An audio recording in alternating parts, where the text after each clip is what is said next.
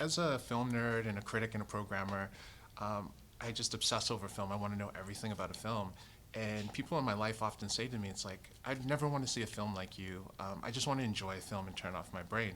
But I feel the more I learn about film, it's like seeing code in the Matrix, and I appreciate it more. I enjoy it more. It's more satisfying, and I can enjoy a film in ways I didn't, 5, 10 years ago. But transitioning to a feature filmmaker, how has that expanded your love of film as just a cinephile and a film nerd? Oh, I mean, if you, I think if you want to become, like, if you want to become a great chef and you start learning how to cook and you figure out how to make great meals, it makes you like food more, right?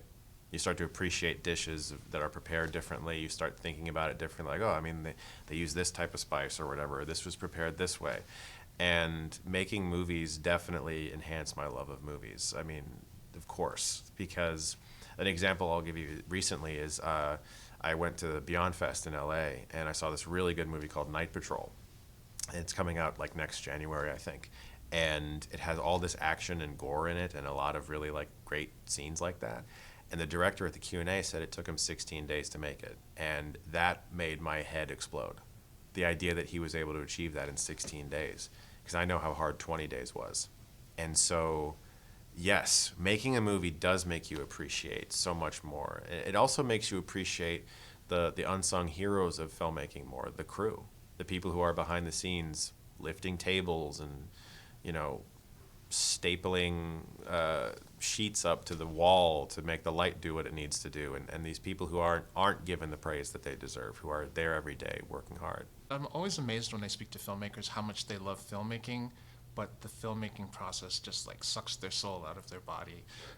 What was it about showing up to set? Like, what was the most tedious thing, the thing you didn't realize was going to be the biggest grind making a film?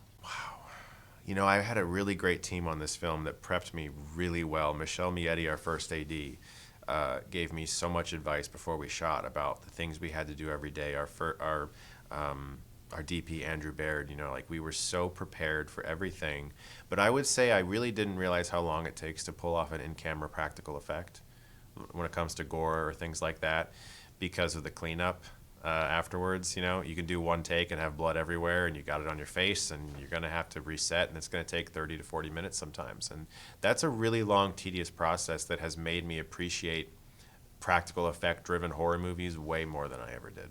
Preparing for this interview, I was just going over a lot of the coverage of your film, and one thing that really stood out to me is a lot of the coverage used your YouTube success as almost as a critique or a backhanded compliment. Every film student coming out of film school has a host of references and a love of and passion of cinema that fuels, their creative process. Why is it YouTubers are kind of almost like ghettoized and seen as like they have like a larger hurdle to overcome in order to get into the filmmaking world? I experienced something very similar when I was trying to get press accreditation. It took me 6 years of doing YouTube videos to be taken seriously as a film critic, to get into the Critics' Choice Association, to get reserved seats at screenings, to even get into screenings. Because I was viewed as someone who was lesser than, because I wasn't writing for a newspaper or some kind of outlet. And it took a very long time.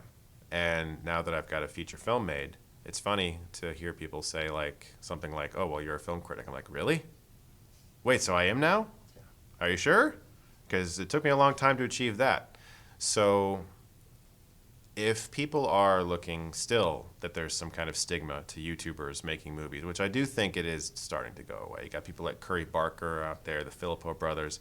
There's also a lot of folks who started on YouTube that aren't as seen as having started on YouTube, but they did. Michael Shanks, who directed Together, started on YouTube. David F. Sandberg started on YouTube.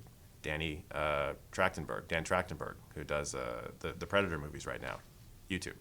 And people, if there is any type of stigma that still exists, what I can say is that the next 10 years is going to be really hard for those people, because everybody who's making movies, who's going to be making films in the future, will probably be coming from some place like YouTube or TikTok or some sort of digital footprint of some kind.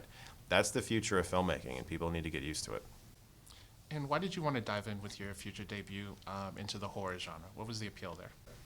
I mean, it's my favorite genre. It's the one that has the most appeal to me because it's the most varied in regards to subgenres. You know, it's just endless. The amounts of stories that can be told. It feels like it's also one of the last big genres that Hollywood lets filmmakers be weird in, because the fans show up and they watch strange movies in theaters. Weapons is a weird movie that is structured like Pulp Fiction.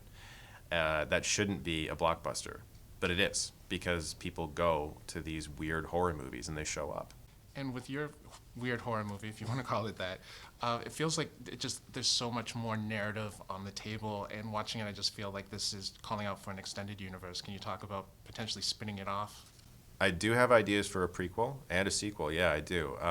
Both of them are in various states of like maybe in my mind, but for the next thing, I'd love to do something original again, and the hopes is that I can get that going soon. And your film's coming out in the peak of spooky season, and there's so many great films out there to see. What is Shelby Oaks going to give horror lovers that they're not going to get somewhere else? Why does this film demand to be seen? I hope that people are creeped out by it. I hope that it gets under their skin. It's a film that has been made with a lot of love and a lot of care, without a lot of money, in Ohio by a small group of people. It's like the definition of an indie movie. We made this without a safety net of any kind, having no idea where it would go. And I think that anytime I see a film coming out like that, where you can really tell that like the blood, sweat, and tears went into making it, I want to go and support it. Your film looked, it was so atmospheric and immersive. Can you talk about working with your cinematographer, how to just get this stunning, immersive horror vibe that your first time out? What went into that? Thank you. Andrew Baird is our DP, and he's a legend. I love that guy so much. We've become really good friends, and I'm going to shoot everything with him forever, for now on. The discussion early on was very much so, hey, we're making this movie for like not a lot of money. How can we make this look like a $5 to $10 million movie? And these are the types of questions that I usually don't get asked. So I appreciate you bringing it up. But filmmakers who've seen the movie come up to me and like, how did you do that? How did you make this movie look like this? Because most movies that are given like a $1 million budget are kind of tied to doing one thing and staying there. And you see a lot of very like digital looking movies that don't have a lot of depth, and the shadows aren't very interesting, and the lighting isn't very interesting, and it just feels kind of flat. And our goal was, no, we're going to take the time to make the film look big and for the big screen. And even if I put it on YouTube, but gratefully we found Neon and here in Canada Elevation Pictures, and so it worked out. Thank you so much for your time. I wish you nothing but success. I'm just very excited to see your film and can't wait to see what comes next. Thank you so much, man. It's good to meet you. You as well.